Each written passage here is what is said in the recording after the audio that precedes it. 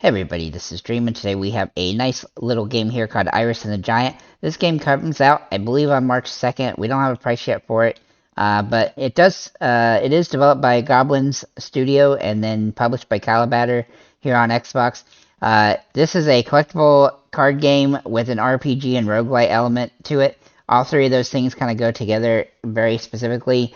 The basic here thing is that you're playing as a little person named Iris, and you have to get through these areas and monsters in order to unlock new gameplay aspects where there's like memories and imaginary friends that can help you get new items and new things so that when you die and you start over, you have some new things that you can utilize to help you progress. There's several different maps you can play on, but you have to beat each map before you can get to the next one. And those are quite difficult. The difficulty is pretty tough here. Not only that, but you can also get to a point where it gets really tough, and then you're gonna have to start over sometimes. One gripe I have about that is that it's not always clear what the best way to go about trying to defeat a final boss is. I pretty much set on a final boss in the first area for a good 30 minutes before I had to give up and look it up to see how to actually beat him, and it was actually kind of strange, and my character wasn't built right to even deal with it, so that was very annoying. So I had to start over to beat him, but overall, it is fairly fun, I think, and it is a fun game, and it looks appealing.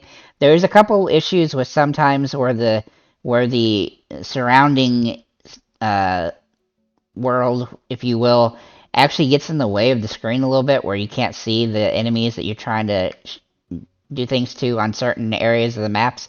But overall, that only happens a little bit, and while that is annoying, it really doesn't affect the gameplay directly. It's just a visual, you know, almost like a cloud, if you will. So one other thing I was gonna say that really annoying about the game, I had it crashed a few times for me while playing, and I've played it for about 7 or 8 hours now. And the last time it crashed, it actually corrupted my game save. So when I start the game now, it acts as if I've never even played it, and there's no doesn't look like I can find any way to get that back, which is super annoying. I did alert the devs of this problem, so hopefully they can check into that and fix it. It's very annoying to play for about 7 hours and be very close to the final achievement, and that last achievement is actually fairly difficult, and I was very close to getting it, and then the game just crashed on me. So unfortunately, that's a big detractor to me, and that definitely makes me hold out until they report on potentially fixing it. But overall, the visual style of the game I liked quite a bit, and the animations and graphics all worked really well. The game's characters and monsters are also pretty interesting and different, and you have to kind of learn because the game doesn't hold your hand when it comes to this information either.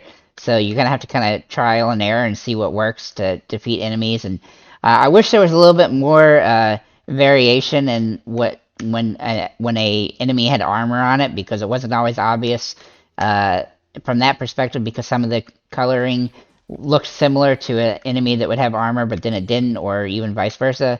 So it was a little bit frustrating from that perspective in some areas, but overall, the deck building aspect of the game I thought was pretty solid as well. Typically I don't like Xbox card game type games, but I actually found this one to be pretty easy to pick up and play. It's not deck ducky like playing Pokemon or something. It's just more when you defeat enemies and you find little crates that have things in it, you can choose what you want, and you can help utilize those in the turn-based aspect of the game. And so I found that to work pretty well. It's a lot better to me than like a traditional like turn-based card game where you have a fixed deck of different options to go with. You can kind of just play it how you want to play it. So if you want to use a lot of daggers, then you can do that.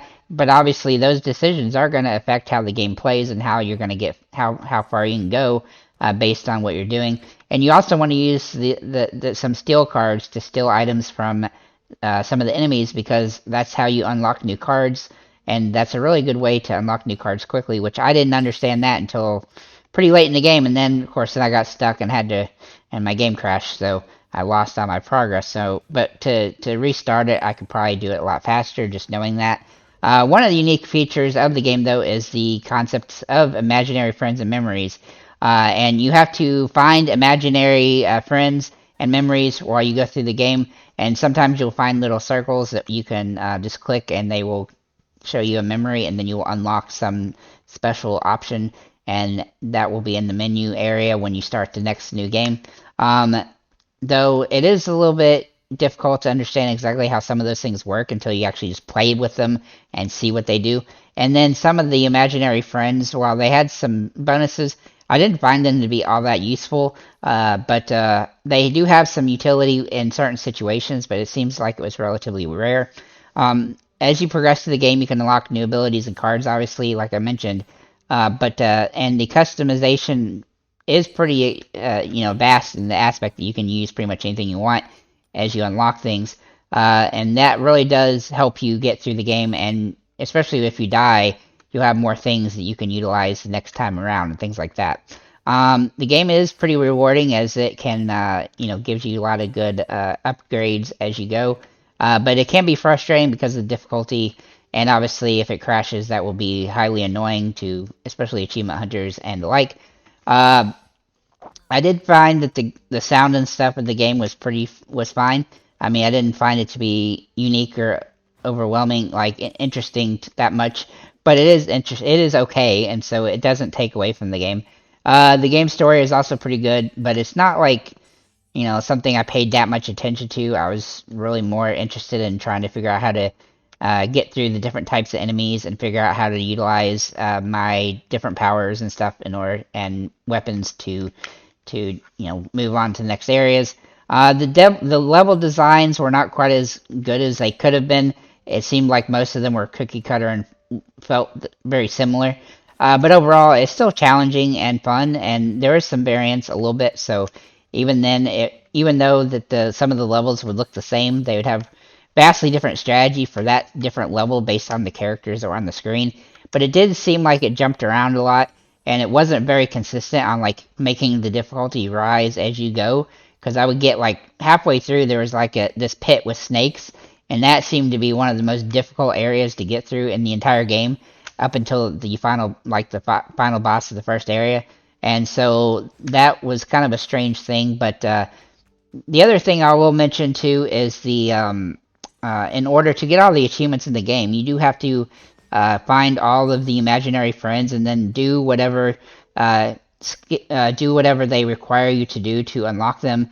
Like some of them require you just to get through certain amount of levels with certain requirements and things like that. And most of them are pretty easy, but a couple of them are quite difficult actually, and took us several tries to get. But overall, I felt that that was kind of a unique way to do achievements and kind of fun. And so I did like the achievement list in the game. However, I'm missing one achievement due to my game crashing and losing all my progress, which is super annoying. So overall, I think this is a game that I would recommend if you like, that style of game, the RPG slash card game type thing. I don't think that the difficulty is too tough to dissuade anybody, but it's not something that like you could be like a 10-year-old could play relatively easily. I think you're gonna have to take some time in order to like learn the different aspects of the game before you get really good at it. Overall, though, I do think it's a game that's worth taking a look at. We'll have to wait and see on price. It is, I think, on Steam for $17.99. So if it holds to that price on Xbox, I think that's probably pretty reasonable. However, I would want them to fix the bugs in the game first. But with that said, guys, thank you for liking, commenting, and subscribing. If you have any comments or questions, feel free to leave them below. And have a nice day, guys.